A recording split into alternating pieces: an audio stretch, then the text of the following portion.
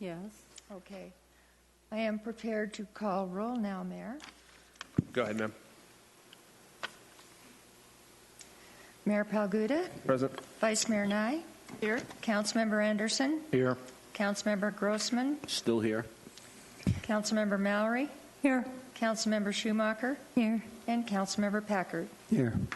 We have a quorum, Mayor. Thank you, ma'am. Item C, presentation from APS Fire Mitigation Protocol. Ms. Mackenzie Rogers, APS Northwest Division Manager. Welcome.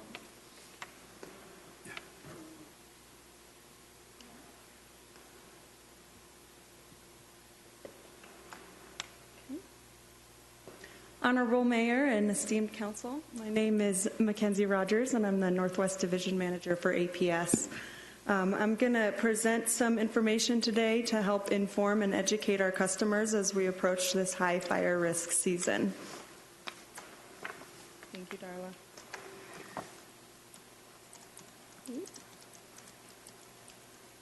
Oh, can we get this turned on, Darla? Sorry. Let's do this. Going on the fly. So for APS, reliability and safety are number one for us. So we're going to start right at our core values as a company and in each of our employees. That's shown as our results of being top quartile consistently for reliability. But the only thing more important to us as a company than reliability is safety. Safety for our customers and safety for our communities. So Arizona faces a heightened wildfire risk due in part to more residential developments in the forest and continued build out of what's called the Wildland Urban Interface, or my favorite acronym, WUI. I'm here to tell you guys that what APS is doing to support public safety in coordination with the first responders and forest management agencies both year-round as well as during this heightened fire risk season. So as mentioned, being FireWise to APS is a year-round activity. We typically discuss this right prior to summer, and every year we work on maintaining and clearing right-of-ways and our equipment to ensure that we mitigate the fuels around our infrastructure.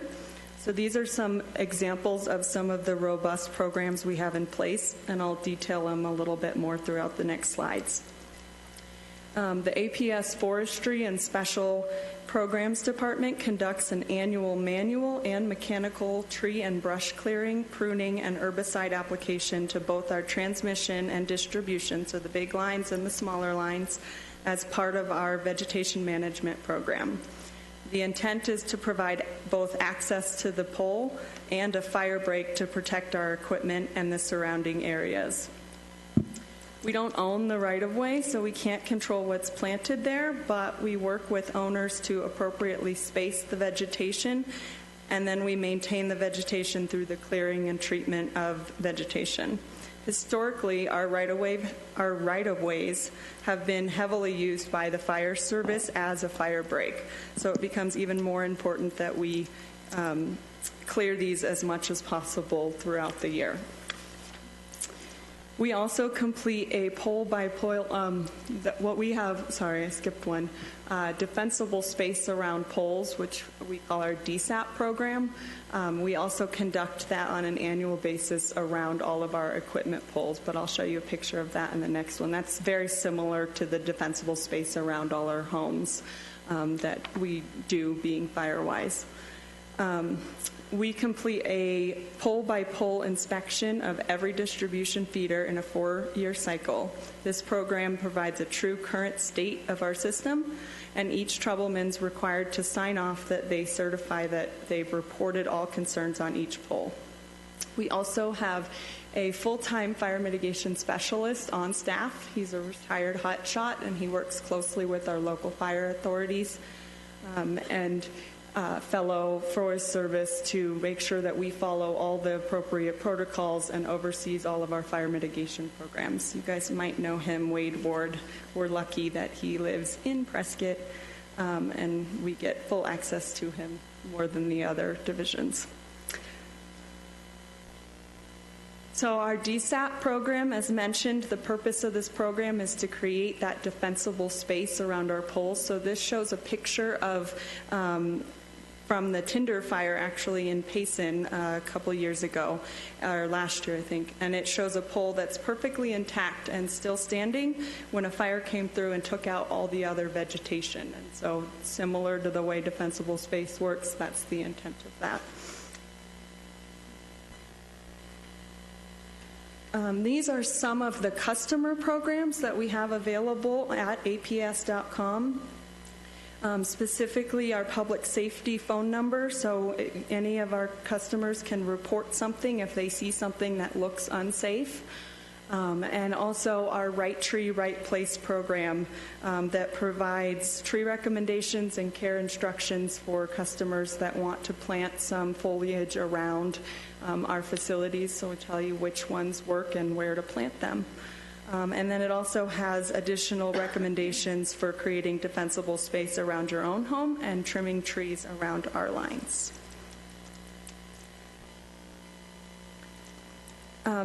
Details our annual public safety fire mitigation line patrols. So on an annual basis, we patrol over 2,800 miles of overhead lines in Arizona, and 1,236 of those are in the Yavapai County Northwest Division. So we have a large amount of those, and those are defined as, again, that heavily the WUI area and heavily vegetated areas. So we physically walk down each of those lines using drones, UTVs, or by foot to put eyes on the condition of every pole from the months of January until May 1st. These will all be completed for the state.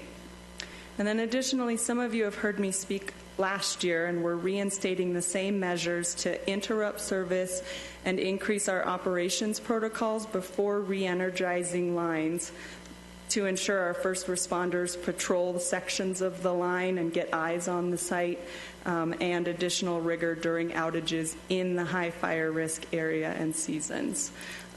So while reliability is something we pride ourselves in, as I mentioned, and we recognize that this could prolong outages in the area, we prioritize the safety of our customers and our communities above the reliability of our service.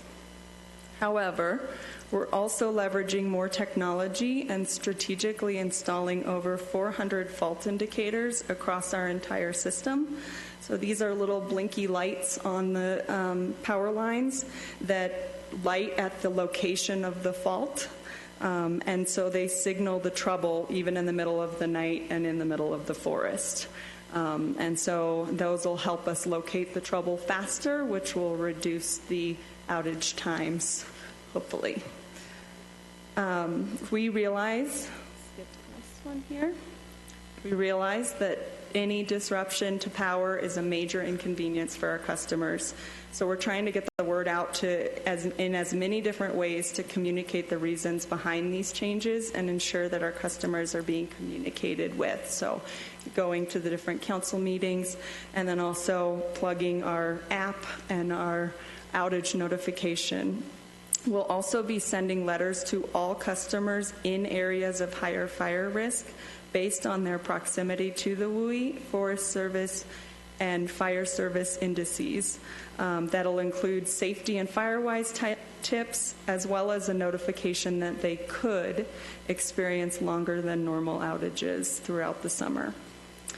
I also want to remind customers, on Larry's behalf, to sign up for emergency alerts on their phone through Nixle. You can select multiple zip codes, get emergency management and local emergency alerts, so that's a great resource. Also, please download the APS app or go to aps.com to access our outage map, which includes updates and estimated restoration times for outages, and you can sign up for text alerts specifically so that you can get outage notifications specific to your meter. However, contrary to popular belief, we don't automatically know when you're out of power, so also please call and report an outage. The number's up there 24/7. or if you have the app, it's a one-click button that you say report an outage, and it sends alert. And so the more people that report, the quicker we're able to identify and prioritize the outages on the system, especially in a storm where we have multiple outages going on. So then just a quick note about what to do during an outage. Don't try to repair any electrical problems on your own. If you see any downed lines, even if you think it's telco or cable, call APS. Please don't go near them. Also use flashlights, so candles, keep them away from curtains. We don't want one hazard to cause another. And then also keep your refrigerators and freezers closed. So a little known fact, food will keep up to 8 hours in a fridge and 24 hours in a freezer if you don't open the door. Turn off and unplug any unnecessary electrical equipment to prevent the system from overloading when it comes back on. So unplug those computers, and then when the power comes back on, then you should have no issue.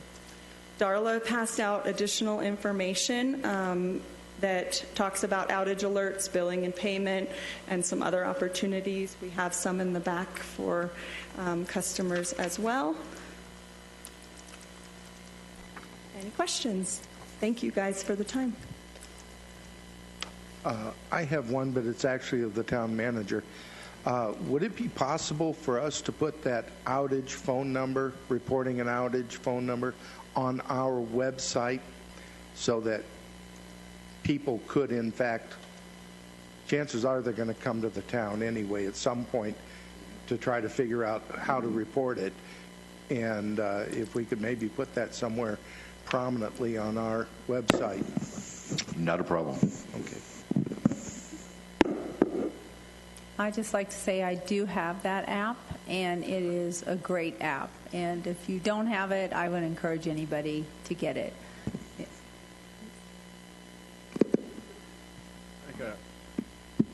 Now, I'm curious, we're putting these metal power poles out there. Is that one of the reasons fire resistant, or just replacing the old wooden ones?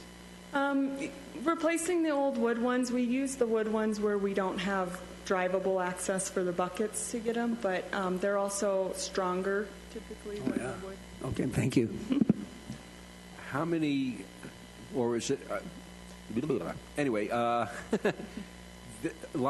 there's an automatic generator that you could use inside your home. I forget which company makes it, but it basically looks like a radiator in your house, and when the power goes out, it automatically converts over and supplies it, and it's usually fed, and they keep it's kept charged by your normal electricity, but when the power goes out, it's able to power your home, or at least the important appliances.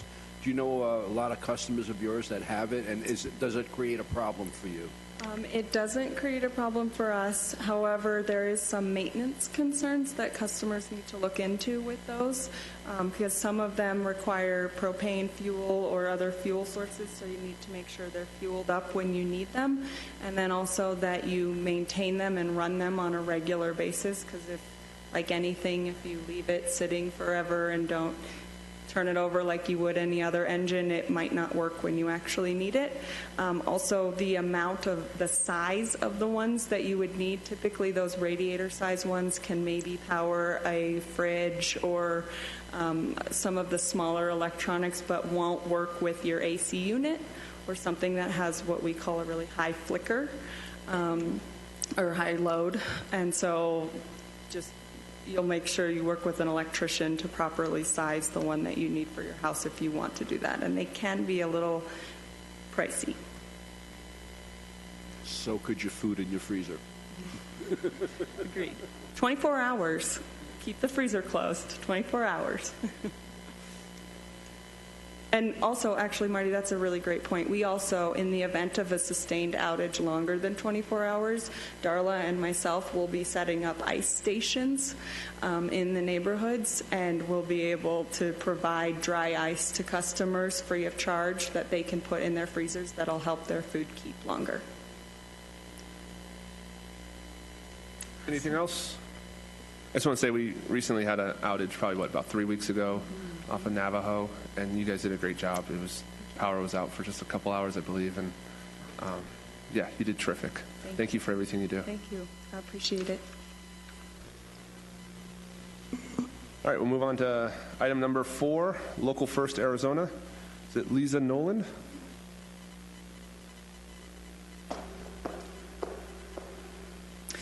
Hello, Council, Mayor, Vice Mayor. Thank you for having me this evening. I do apologize you don't have a presentation in front of you, but it is in your packet, so you have an electronic version if that helps. And I'm going to look at mine that I have because these are some snazzy slides and I need to look at them. So we were asked to present to you guys today as Local First Arizona Foundation. I'm the Director of Rural Programs, and I am also a resident of Prescott Valley. And so typically for me to be engaged, and me and my team to be engaged in a community, there's something going on. There's maybe a community engagement movement, maybe there's a tourism movement or an economic development movement. And we'll be called in to more or less boost that initiative with our programming and our team and resources and experience. So Prescott Valley is sort of on the cusp of kind of growing, and there's so much going on here, and I think it's a really good time just for us to introduce our organization and to ask you to keep us in mind if you need any help with anything. So Local First Arizona Foundation works more or less to do a few things. We work on leveraging localness. So we're very well known for our Phoenix initiative for the Buy Local movement and campaigns. That's not necessarily what I do. I work more behind the scenes with communities, not so much in the front.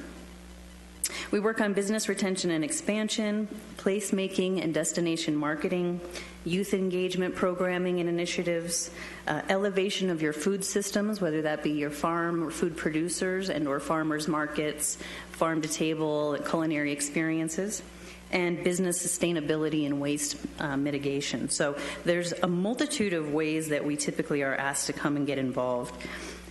For a moment, I just kind of want to give you the background for 15 years of what our work has revolved around so you understand what you're engaging when you engage Local First Arizona Foundation. If you take 15 Starbucks, which we think is just a fantastic organization and obviously a large corporate chain.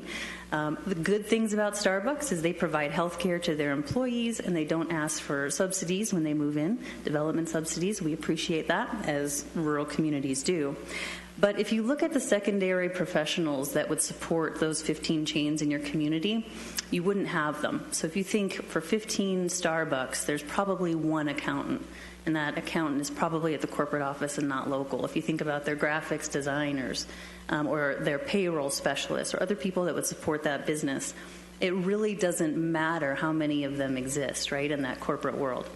On our end, when we look at 15 locally owned coffee shops, you think about 15 accountants that are employed by those coffee shops and 15 graphic designers that are doing work for them, 15 payroll specialists. And so you look at that secondary tier of employment, and that really is where the bread and butter is in a rural community and rural community development. You can't have successful entrepreneurs if there's no businesses that will support those secondary businesses and employers. Another statistic for you, when money is spent on a locally owned business, if $100 is spent, $43 stays in the economy when you spend it at a locally owned business. When you spend it at a corporate chain, $13. So when you're looking at your money multiplier and you're saying when $1 is spent, we want that dollar to stay in this community and continue to build a robust economy for us, local business really is the key, and localism is a movement that matters. When it comes to engaging a community in a program we call community activation, I work in rural all the time, and there are basically two key things that keep people in a community to stay. And those two things are that your people feel like they have a purpose and that they have a voice and a seat at the table. And so a big part of engaging Local First Arizona Foundation is that we're not the brand at the front. It is our partner in the community. And that partner in the community benefits from our programming, but we make sure that the people that are making the decisions and making the change and making progress are the community itself and your community members. So there's always a table, and we're always trying to get more and more people from the community to that table. Two areas of focus that I would see possibly for Prescott Valley to start off is in your business development segment. So if you look at what most people might say about Prescott Valley, they will say that it's a series of strip malls on your way to Prescott, right? They don't realize the local piece of it and the local efforts that are going into play. They don't see the local businesses. And so I think that really forming a movement to highlight your local business community, and not only highlight it from a touristic message, but also to get them engaging with each other, is key. We call that localism. So that would be an initiative where Local First Arizona would come in and help you start and shift the mind frame to localism, buy local, be local, bank local, stay local. Okay, so that's a whole program that we have and that we do in partnership with a community partner. And I'll talk about that in a minute. The second is tourism. Right? We always, you have access to it. There's a lot of tourists going into Prescott, but why not benefit from those initiatives? And so a little bit of, I think, media planning for you, some event consulting would probably do well to figure out some signature event planning for you, and what we call a community profile. So we develop community profiles that you can see on our website, and I did include a link that we had created one for Ajo. Ajo is a really unique story. How many people have been to Ajo? Right? You've been? Been a while. Okay, you should go. So 3 years ago, we started to get engaged with Ajo, a community of 4,000 people that are not incorporated. And we started with Weekend Zona, which is a 2-day planned itinerary trip where we bring people in purposefully and show them the community through the eyes of a local. And that trip 3 years ago went horribly. It was really bad. There was no food. There were no open shops. Everybody closed up at 5:30 p.m. We were not organized to maximize our experience in the Organ Pipe National Monument. It just failed really, really miserably. So 3 years later, actually last month, we did Weekend Zona again, and this is after Ajo has engaged Local First in the food system planning, in tourism, in branding, in business development workshops, social media efforts, and marketing. And 3 years later, it really, there's pictures, there's all sorts of information on the website, but it was just the most wonderful trip. We sat around a bonfire, we heard heritage stories from people that have lived in the community all their lives.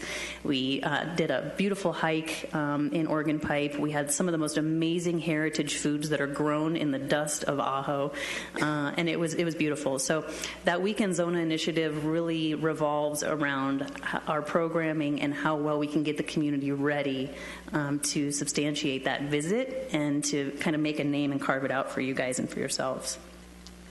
How this typically works is that, I'll tell you, there's probably initiatives like this that have been started already in the community, but what happens is there are either not enough time, people, or money to get these things off the ground. And so we partner with AmeriCorps Vista. And AmeriCorps Vista is a program through the Arizona Alliance for Nonprofits.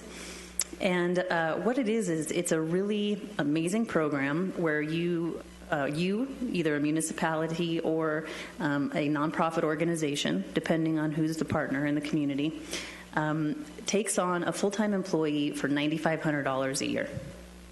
It's unbelievable, the caliber of people that you get. Their position description is very specific to the goals of the community, and so they come in and they're monitored and judged by achieving those goals. And just the affordability of having them and having somebody focused on these initiatives is a key part of our program. And then we select the different programs that will pump through that person into the community and sort of watch the metrics as they change. So that's how it works. I think the things that it does is it increases your capacity for additional programming, gives you access to a full-time employee, they have clear objectives, it's obviously low cost, and you have access to proven programming that's worked in other communities, which makes it quicker and more streamlined to get the effects that you're looking for. So if, discussions about how to engage Local First Arizona and community development in Prescott Valley is of interest to you, our next steps would really be to identify that partner, whether it is the town. Other successful partnerships have been with the local chamber or other economic development nonprofit organizations that are looking for that type of resource and that type of partner to help them get this sort of stuff off the ground. And that's it. Any questions? Right. I think we spoke, probably a couple months ago, I believe. Yep. And I believe what you bring to the table, I think, is important to Prescott Valley. It's something different. It's a different look, and it achieves what the goal, I believe, everyone up here wants to see with Prescott Valley. So I think it's something worth exploring further with the town manager, more details for us to just get into other than your 5 or 10 minute presentation. But I'd like to learn a little bit more about it and more examples of what you've done to other sized towns or cities of Prescott Valley, I think would be important. Perfect. Yep. Okay. Sounds good. Lisa, a few years ago, there was a local first event over at Candleworks. So I know I attended that, and I've been getting your emails for a few years now. So the program you have is great. So keep it up. Thank you. And I do just want to mention there is another event that we're doing next Thursday, April 11th at 5:30 at Wingspace in Prescott. Yep, that focuses on community banking, and so kind of highlights that. The other point to that is that Local First Arizona used to come into communities with a brick and mortar as a membership organization and kind of push this forward. Itself, we don't do that anymore. We found in rural, nobody wants us to come in and solve their problems. It is not the solution. And there are already people that are trying that work. They just need help. And so to us, it's not about Local First being front forward. It really is about getting to the goal. And so we've shifted that mechanism. So, yeah. Thank you. We're good. Thank you, ma'am.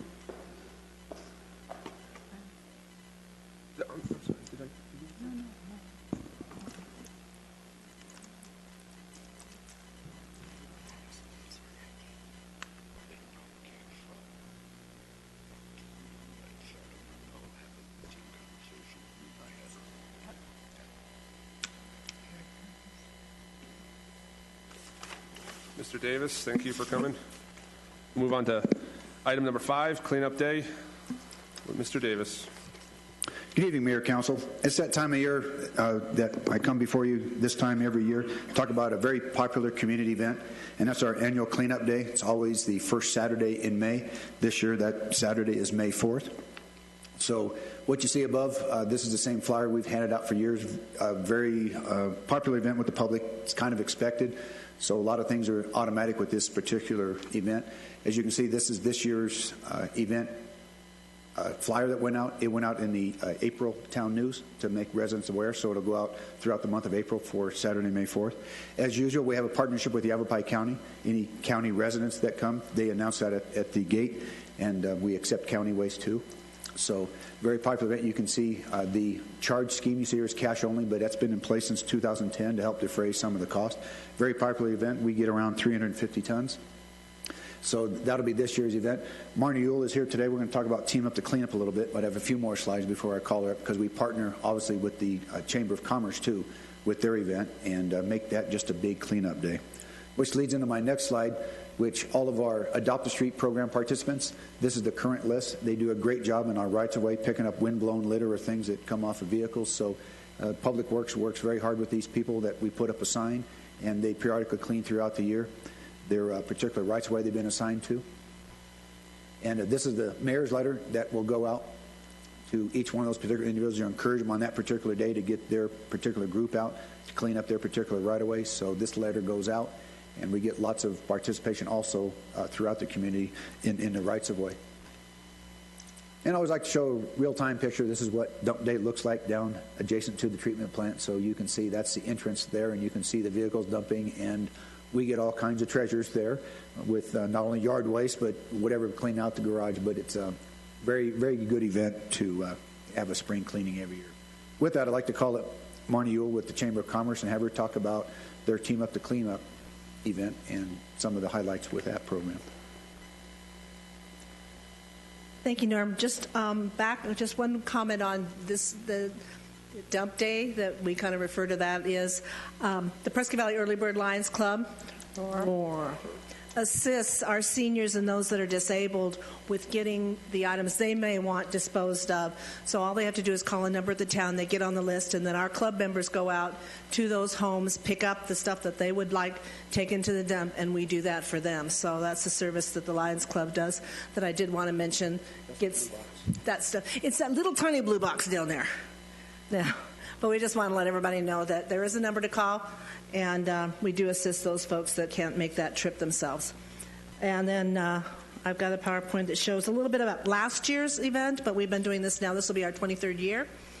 And so, okay. Just some shots from last year. As you know, one of the highlights of the year is we decide what what color T-shirt every year is different. And what I find fun throughout the year is I see people wearing Team Up to Clean Up T-shirts all year long at every event, in the stores, all over the community. These are, and for some, they're collector's items. They've had every single color and have had every year. So that's our registration and check-in. We're partnering with 1AZ Credit Union. They come out and they do the scavenger hunt and special awards for the largest groups, the youngest trash picker. We just make it creative and have a lot of fun with it. Obviously, passing out the T-shirts, people sign up. We send them out through the community. We get a big map. Thank you to Larry and everybody in the town that gives us this big map so that we can identify the areas, and we send people to different parts. A couple of the groups, that's us up at the upper left, our volunteers that get all the sign-ups, put all the food out and everything. In lower right, it was our largest team that we had last year, and that's Shinpu Ren Family Karate. They come out every year. We also partner with Yavapai Broadcasting and does a live remote with KVRD. They do the prize wheel. They bring out Papa John's Pizza, which is another one of the food items that we offer, and they're with us for a couple of hours in the morning. And then volunteer teams, they come out, they get their T-shirts, and they go out and pick up trash. Tar Heel Towing is another one of our partners. They'll go around and pick up the bags. They'll also pick out stuff people just dump out there, and so they go around picking up. But we also know that the Public Works also helps us out. They go out with bags, they seal them up, and they leave them on the roadway, and then we come up later on. Either the town, Tar Heel Towing, and our partners will pick them up. Two of our volunteers on the Central Arizona Fire and Medical Authority truck on the lower left. And then we time to eat. They come back, it's time to eat. So we have pizza out, Central Arizona Fire and Medical Authority. I think that is Chief Freitag up there, cooking, grilling the hot dogs. And we're all out having hot dogs. Last year we had approximately 75 to 80 volunteers out there cleaning up. We did have a little bit of a conflict with Badges and Bobbers, which was a family fun kid event, fishing event. So there was a little bit of conflict. We lost a few family kids, but that's been changed this year, and they'll be back. They're moved their date to April 27th, so we'll be sitting alone on that date. So definitely family cleanup. Youth organizations, churches, we get a lot of the girls from Mingus Academy to come out. Service clubs, you need service hours. Boy Scouts come out and help us. Then just a few other shots. We have fun on the fire truck, but the most important color for the T-shirt for this year is, and I'm very happy to say we've kind of redesigned the logo. And I did have the approval from our engineer here, who even said he didn't like the old logo. But we've changed it. And so this year, for the very first time, a new logo, branding, Team Up to Clean Up, and that's what it's going to be. Good. So the T-shirt will be maroon in color, and there's several reasons why. Somebody said it's not very bright. We have one of our members' husband is a multiple myeloma cancer survivor, and that is the color of the ribbon for multiple myeloma. And so in honor of their dedication and volunteerism, the color is maroon along with the color. And our partners at Blind Dog Graphics, who do all of our T-shirts, are not charging extra for the multiple colors because they think this is a valuable way to kick off a brand new logo. So they're being very generous. So it gives us the opportunity to give out more free T-shirts. And that's it. So if anybody has any questions. I have one. Yes. So as an individual citizen who doesn't maybe have an association with one of the teams, are they still welcome to just pop in? And We have tons of those. Awesome. This is one of my favorite days, but they come out, and sometimes they just kind of meet new friends and go out with the group, or you want to, say, well, I'd like to clean up around my house, or I've kind of been by Lakeshore and Windsong, and it looks bad, or wherever, and you can go out too independently. Mm-hmm. We're all saying the empty fields along Glassford, so yes. Right. We just tell everybody to bring gloves. I mean, it's kind of nasty out there at times, and it's really fun to have the scavenger hunt and see what the most unusual item is. People really go out and dig through those bushes to find something unusual. It's a great day. And it starts at 9, and we're usually done by 1 o'clock, and have lots of happy people just have a good time. It's almost a big festival and party out there when everybody's back after they've been cleaning up. So, sharing their stories. I just wanted to take a moment to thank Marnie, her staff, and all of her volunteers who year after year have provided this opportunity, and for the hard work that all of you do and the planning that all of you do. And for Norm, who's hiding behind her there, for all of the people down at the other end of our trash who work so hard and put up with the wind usually, sometimes rain, and the most miserable conditions often. And please thank every single one of them, because I thank them as I go through, but I don't talk to everybody. So please offer our thanks to everybody, because they do an outstanding job down there, as you know, and as we all know, but please offer it to them. Yeah, Councilman, I did want to, we see anywhere from 600 to 750 vehicles that come through the gate, so we try to rush them through fast and always have a success story. When we were out there watching it, I remember last year that this lady came in with this truck. About her 4th trip, I said, "Where are you getting all this?" She says, "Well, I rented the truck for today, and I'm cleaning up my neighborhood." So to that point, your heart kind of goes out to those in Tar Heel towing. People are just picking up things everywhere, and it's nice to see that community activism and just make one day and we get it all cleaned up in very good shape. Did want to add, too, that we did take bids this past Monday for the hauling contract, so we'll bring that to council next Thursday for a contract award, which is part of what we'll do. So we're really looking forward to the day on May 4th and our partnership with the Team Up to Clean Up Chamber of Commerce. Get you a T-shirt. That'll work. Awesome. Thank you. Great. Thank you, ma'am. Thank you. Item number 6, discussion of Sunset Lane widening project. Engineering Division Manager Ron Pine. Or are we going to... Yeah, Mayor, I'm actually going to get this one started, and then we do have several people in the audience that will help support this. But this has been a very big project for us that has been ongoing. But let me go back to this is the project sign that we have up just to announce some of the great partnerships. As you can see here, I'm going to talk a lot about partnerships tonight, about what the partnerships mean with this particular project.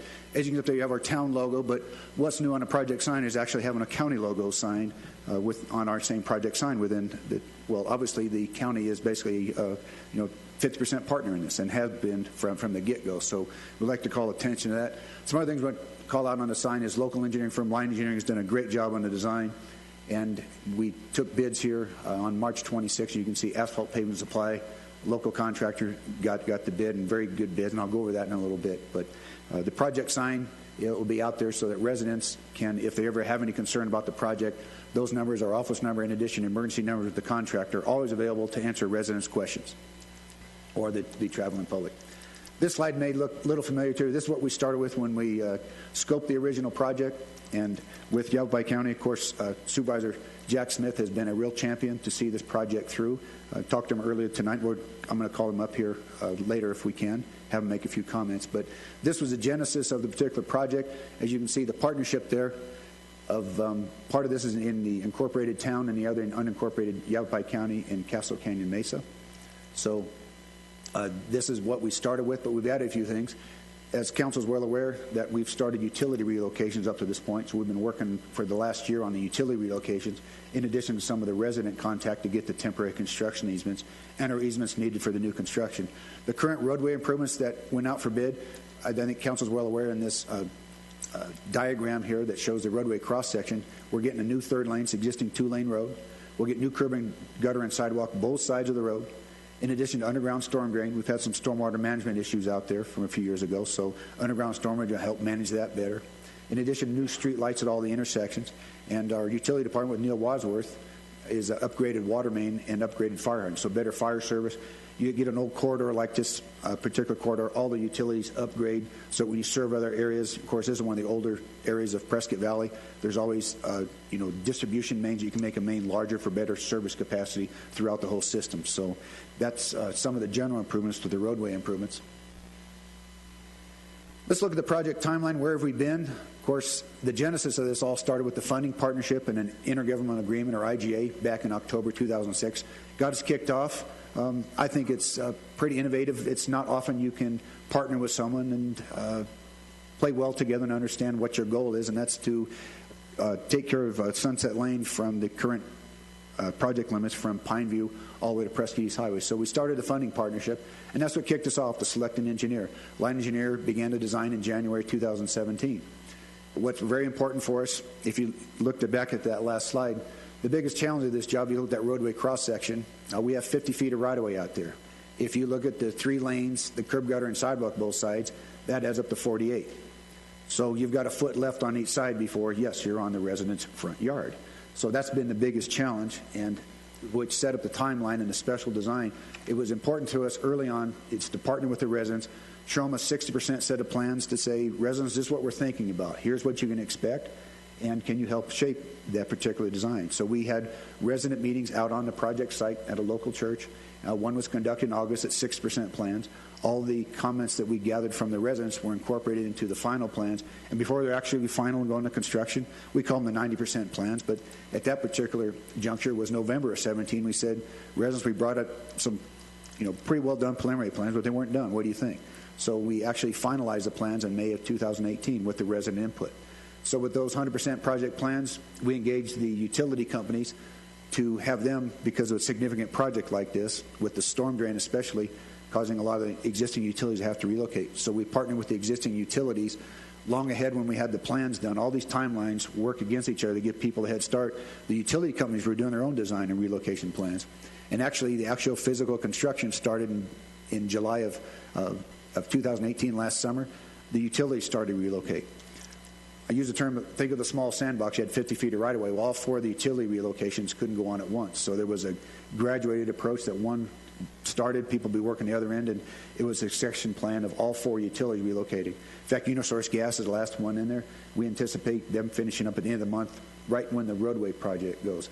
So this timeline has been very successful for us of what we originally scoped, because just about the time the design gets started, everyone's happy, we get people starting, so there's really no disruption of the construction, but very much significant construction by all the utilities before we even start the roadway improvements. The other important thing, we talked about partners in August of 2018. We began the easement acquisition from all the adjacent easements, or residents, I'm sorry. That requires a temporary construction easement, and we go to the residents and say, look, you've got some existing improvements. We'd like to work with you and get them restored, some landscape restoration if we need to. But the biggest thing for us was the partnerships we set up with the residents. They had 66 residents, basically 30 in the county and 30 in the town incorporated. Town staff and county staff went out and said, resident, this is what you can expect. Here's the plans. We work with the engineer to say, we would like a temporary construction to get on your property so we can build these improvements. That's actually very big, because that saves you a lot of money, and that gives the contractor access, and they have the expertise to restore that land and actually get a good construction project. So you can see we started that in August, and basically 9 months later, we've acquired just about all of them out there. Have very good partnerships with all the residents out there. As you can see, with anticipated award, when I go over what the bids were, we anticipate the roadway improvements to begin here in another month, and take about 9 months to a year to get all the improvements of the roadway improvements started. But I just want to point out, we did start the particular, physical construction in the field started with the utility relocations last July. So we've been almost 9 months to a year getting to this point. Will be another year to get all those improvements. I want to talk about resident partnerships. Talked about in the last slide, but I just really wanted to point out the 65 adjacent properties, Yavapai County's partnership, the temporary construction we talked about, some of the permanent easements we need to get for that widening. In some areas, we need to get some corner easements for handicap ramps. The residents were very facilitative with us, and staff worked very hard. I've been remiss to this point to talk about our great project partners besides Supervisor Smith, but the staff over at Yavapai County. I'd like to mention Dan Cherry, the Public Works Director there. Roger McCormick's in the office tonight. He's the Assistant Public Works Director. He was very instrumental. And Jeff McNeese, their right-of-way specialist, very instrumental in getting that done. In addition to town staff, Ron Pine, Engineering Division Manager, and Francisco Miramontes, one of our engineer in training, project engineer, set up, they know those residents very, very well and have explained the project very well and got their buy-in on what they can expect for the scope and really anticipate great construction going from here. But as you can see there, we made it bigger. Thank you to the residents, their patience, their cooperation to see this project see to the end of the additional lane and curb gutter and sidewalk both sides. Talked about our project partners with utilities. Each one of these particular utilities probably have an investment anywhere from $500,000 to $1 million. We kind of tell them what to do. You got to move. Well, that's easily said and done, but can't thank each one of these partners throughout the project that got their work done, got their design done, and actually serving. And you heard about reliability of Arizona Public Service. Each one of them, the reliability of utility service, continuity, in addition to new upsize. Each one of the utilities upsized and new for the new construction so that we don't have any conflicts with the new roadway construction. Did talk about a little about the storm drain. What's interesting out there is there's actually double storm drain going in out there, basically 5-foot diameter pipes at both ends. That's the significance of 2 5-foot diameter pipes is what that stormwater management is going to be. That's significant and impact to each one of these particular utilities. Talk about project funding, project partnerships. We did take bids, and this is some of the budgeted funding. Keep in mind we have some contingency, and we'll go over what the construction bids were. But the town's portion, the 50% portion, basically is our development impact fee. It's been earmarked in our study from new housing development. This is directly related to development impact fees, and that money going right back into circulation and capacity expansion improvements from new housing. In addition, Yavapai County has committed some of their road funding, as you can see there, roughly $3 million. Yavapai Flood Control District, we have money allocated each year from a levy we can put in for and request funding. So the Flood Control District that goes to Prescott Valley, basically $1.2 million, pays for the underground storm drain. In addition to Neal's water and sewer funds, we have about $500,000 there for some of the upgrades that have gone on in there with the new water and new sewer service in the area. So total project funding scoped of $7.5 million. And very innovative in the fact that we've got together through intergovernmental agreement, said, yes, we're going to partner on the design and partner on the construction. That's all been in place and very much facilitated by Supervisor Smith throughout the process. I can't say enough about our working relationship with the Yavapai County, their engineering department. We've been having a lot of fun on the design and seeing this project through to completion. So great partnership with the county engineering staff and town staff. I do like to point out, here's the April Town News, and you can see this little article right on the front sheet about this significant project to keep our general residents throughout very aware of this particular improvement. This project's significant enough that there is going to be required detours while we get the big storm drain in. So those detours have been in place for all the utilities, so I think the residents are used to it. But a year from now, we'll be very much enjoying a very much improved road. So the notice has gone out in April Town News. And this will be the resident notice that will go out. We've know each one pretty well personally out there, but we will provide a resident notice to let them know what to expect. And once again, always contact numbers. Ron Pine does a great job managing these projects with Francisco. And with Asphalt Paving as a partner in Line Engineering, it will be very successful in my opinion, and we're getting excited to go to construction. So this is what will go to each resident in the general area also, not only the adjacent residents, but in the Lynx Lake Estates and Castle Canyon Mesa area. Be remiss, with drone technology, it's always nice to see where we are now. So this is one of the more recent drone photos. This is at Pineview, looking towards the west in Glassford, you can see. So existing 2-lane road. I'm always excited when we come back to council and say, here's the before, here's the after. It'll be fun to see that here in 9 months to a year. And this is just up the road a little bit at Starlight. You can see where it makes the curve about halfway down the project limit. So that's another drone photo of what you can expect. And the last drone photo I got is looking back the other way from Prescott East, looking towards the east. You can see the commercial area at Pineview there at Coles and the Fries.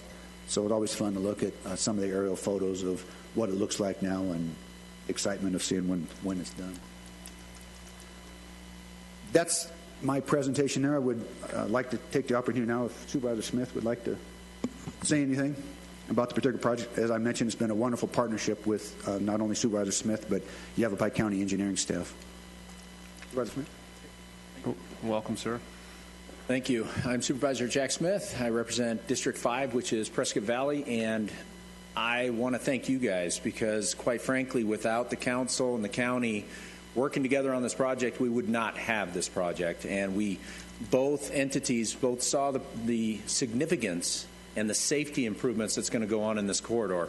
And we came together for the benefit of the citizens. And everything pretty much of what Norm just said boils down to one thing: safety of this corridor.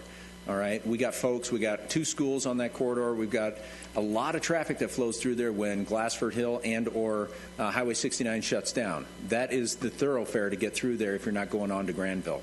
So, we don't really want people to take those side roads. We want them to stay on the main arterial roads, but nonetheless, we want to make sure it's safe in the event that somebody does travel down there. And because of the work this council has done, because of the staff and the work that our administration has done, it's just going to be a phenomenal project. So thank you very, very much. Thank you, sir. Any questions for? No, I just want to say thank you, too, because I know with the culvert situation there now and when the sidewalks will be in, people will forget what it was once like. But when you do drive down there and someone is on the side of the road walking, it's rather nerve-wracking right now. So Right. thank you for all your help on that. It's going to be amazing. And if you remember, it was 5,500 cars per hour going down that roadway initially when we looked at this and go, wow, we got a problem. This is a residential area. So kudos to everybody that's involved in this. Great. Thank you, sir. I got a question. Go ahead, Marty. Yeah, at the very beginning of this project, one of the issues that I mentioned and we heard at some of the community meetings was mail service. We don't, now that you're putting in sidewalks, we don't want to have another situation similar to what exists on Robert Road, where the carrier either has to block the right lane of traffic or drive up on the sidewalk to deliver the mail. I know they were discussing about putting cluster boxes at each of the corners instead of having curbside delivery. Has that been discussed or resolved? Well, what's been resolved is, that's a very good point when we talked about the corridor. So to the point, there's actually rolled curb out there, so very much it's encouraged that the post office will have to drive up on the curb to deliver the mail so they have to get out. So we did think about that early on. That's one of the comments that came out. We invite people to the meeting was that the post office did come and made that comment. As far as the cluster boxes, we explored that, and we found the residents really weren't in favor. They said, my mailbox is in front of my house, and that's where it needs to stay. The cluster box really didn't go anywhere with the residents. So we looked at part of the construction will be to maintain mail service. That's a requirement with the contractor, but there'll be new mailboxes put in at the edge of the right-of-way, right back to in front of the resident's house. So it's going to be on the street side of the sidewalk, not the house side of the sidewalk? Because if you ever go down Gail Gardner up in Prescott, they actually have them on the outside, and they have them instead of having the mailbox perpendicular to the sidewalk, they have them parallel to the sidewalk so that it's okay. We don't do that way. All right. I have a question. I was going to say, Ron's been involved with the more detailed design of that. Ron, do you want to comment about the mailbox, or are we on target that they are going to be relocated to the back of the sidewalk, correct? Correct. My only question is that wouldn't it be the residents that would have to pay the cost of those mailboxes being moved or anything? I mean, post office wouldn't really do that. No, it's the cost of the construction of the project. Okay. No different with, we have some landscape restoration. We've gone out and visited with the residents, gotten quotes, and we do encourage residents to hire their own landscaper. That seems to be a more particular thing, that they like to hire their own. So part of the right of us we've been doing for the last 9 months to a year is we say, okay, we've got a quote. Are you happy with that? And they said, yes, we are. And we go ahead and written them a check as part of the temporary construction. We have basically a letter of construction agreement we've done with everyone out there. And that's where that close personal relationship. And what's nice is the with Ron and Francisco being the front line, that's the same familiar face when you start construction and you say, I was the guy who talked to you, I'm the guy that's out here in construction, and we're going to do exactly what we said in that letter of agreement. So Okay. to the point, yes, that's a cost of the construction to relocate the mailbox and a bid item. Okay, thank you. I was remiss, I didn't have a slide, but did want to make mention, we got very, very good bids on this particular project, as you can see in your council action.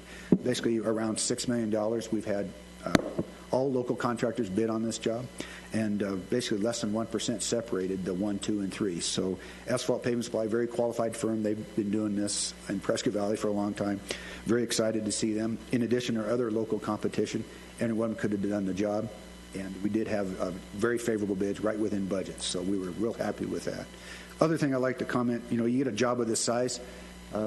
I kind of anticipated you get a large Phoenix firm, so to speak, when you get a $6 million job. It's worth it to them that they can come up here. And what I'm proud to report is we didn't get any bids from them. They know our local contractors can do the work. We got good local engineering. We do a good job. So they can't really, in my opinion, compete here because we have good design, good public works construction, and good competition. So they haven't felt the ability to come up and compete, even though it was open to them, of course, with the open bidding process. But very good bids, and we were looking forward to a relationship with Asphalt Pavement Supply. Done a lot of projects in the past, and they really want to go do this job too. Anything else? Norman, it seems like you're just like a giddy little kid right before Christmas on this project. Yeah, I so excited. Trouble curbing my enthusiasm, but that's what drives me, and the enthusiasm, I guess, that residents know that we're going to work hard for them out there. No, that's great. where I have the fun of putting it all together and with the project partners. I did want to ask Roger McCormick with Yavapai County, do you want to say anything? Said it all? Or I can't say it enough. We're only 50% of the effort here. And we get to lead the project per the IGA and take it over for maintenance. But Roger's group, he's been very involved in the project and very much engaged with that particular unincorporated area with getting the right-of-way from those residents, involved in the design. We all get together and figure out what's going to be the best balance of all that. And we really appreciate our partnership with Dan Cherry and Roger. So, Roger, I'd like to have you comment if you would. Sure. I'll be quick because we have talked about the project here. So thank you for having us here tonight and for Norm's invitation to have us here. It really is going to be a great project to improve safety. Seeing the pedestrians that walk along the shoulders there and how narrow those shoulders are before it drops off into the ditches, that's all going to be fixed as part of this.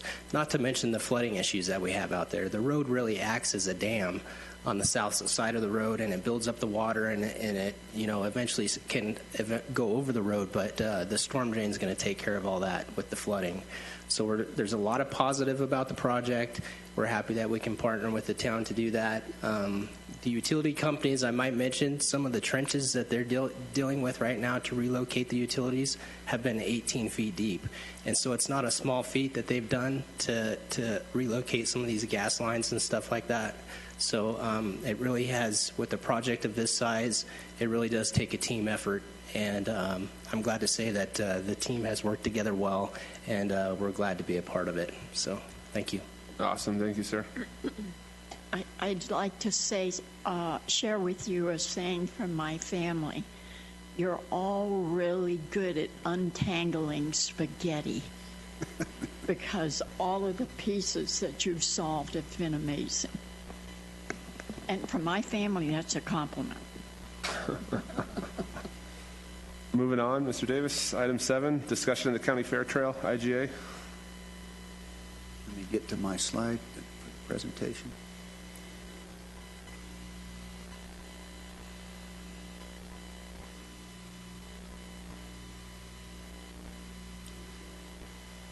There we are. There's a slide. Next item is another partnership with Yavapai County. We had a 2007 letter agreement way back when this particular roadway access into the county fairgrounds parcel was constructed. And at the time, there was a letter agreement in 2007 that said town would take it over for maintenance if it was brought up to a better design standard to the town's liking. So basically what that agreement said was that we included a 3-inch asphalt overlay, a surface course or chip seal, in addition to granting of the right-of-way to the town, because that's part of our requirements to take it over for maintenance. So up until this point, since 2007, it's been just a private road, not maintained by the town, and there's been significant development over the 12 years since that letter of agreement was first initiated. So it's the time. I think there's been enough development from all the county services out there, in addition some of the adjacent private development out there, that the counties does have the funding and the ability now to provide that. Keep in mind, this is no cost to the town to provide that overlay, but it will be our maintenance once that agreement is finalized. So what you have before you is the 2,800 feet of the roadway. County anticipates doing this particular construction in the new budget year starting July 1st, but they really would like to get it done this summer as soon as they can with the new budget year. And of course, with any agreement with a government agency, there's an intergovernmental agreement, or IGA, that basically sets out this criteria. And the county approved this, I believe, on March 20th. They've already approved it. We got the original from them today with their Board of Supervisors signature and approval. And what's in front of you today is for your consideration is to execute the IGA so that this work can be done. Be happy to answer any questions you may have at this time. How long is that project going to take? The overlay, a week or two is all, and then they'll put the surface course on. So you do have to let it cure for a week or two, but I would anticipate within 30, not a full 30 days of work, but if they get started as quick as they can. I haven't really asked how they're going to do it, whether it's going to be in-house or contracted, but I would imagine by mid-August it'll be turned over for maintenance to us and finished, but probably by the end of July, if it goes well. Sure. Norm, is it true that your snow plowing crew plans to put you out there because it's a straight road? Norm could handle that one, so I can't get in much trouble there. But those are the roads I do, the flat and straight. Perfect. Very true. All right. Thank you, sir. Thank you. And we'll bring it back next week to you if that's okay. And thank you, Jack. Our final item, professional service agreement for rockfall protection of Stone Ridge water tank. Mr. Wadsworth, you're back up.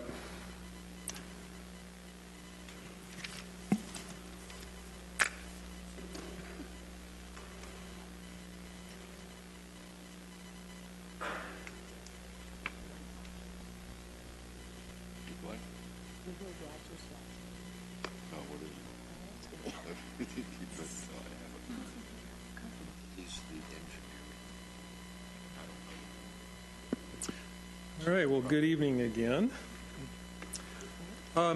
Here tonight to talk to you about the Stone Ridge water tank rockfall protection professional services agreement. Here you, Neil. As you're aware, we are getting ready to bid out a couple of water tank projects. We've been doing the wells, and now we're going to do some of the tanks.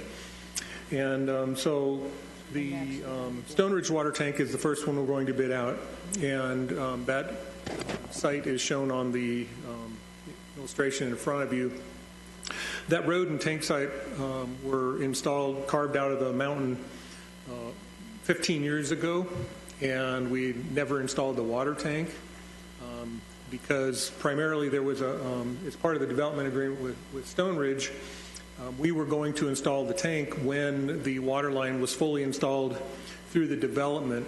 And originally there was a Unit 8 that, so if you're looking at the photograph in front of you, you see the word that says North Destiny Drive that actually looks like it's out in the middle of nowhere.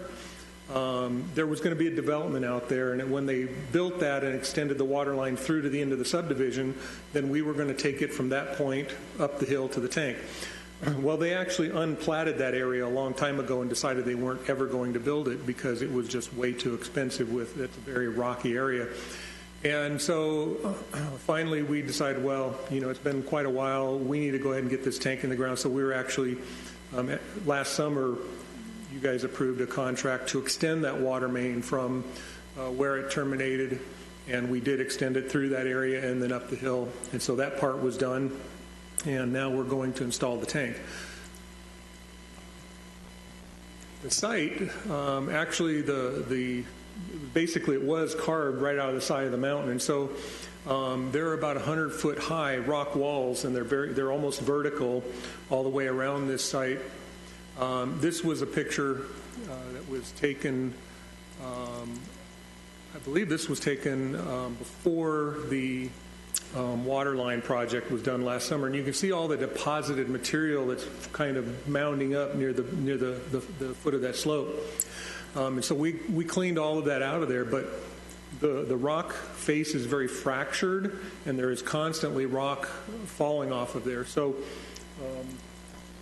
we had it cleaned up, and this is what it looks like right now. As I say, 9 months ago it was cleaned up. But even since that time, you can see that there are more rocks that have come loose. This is right now at the bottom of that slope. And you can see some of the size of those rocks and how far out from the face that they actually travel.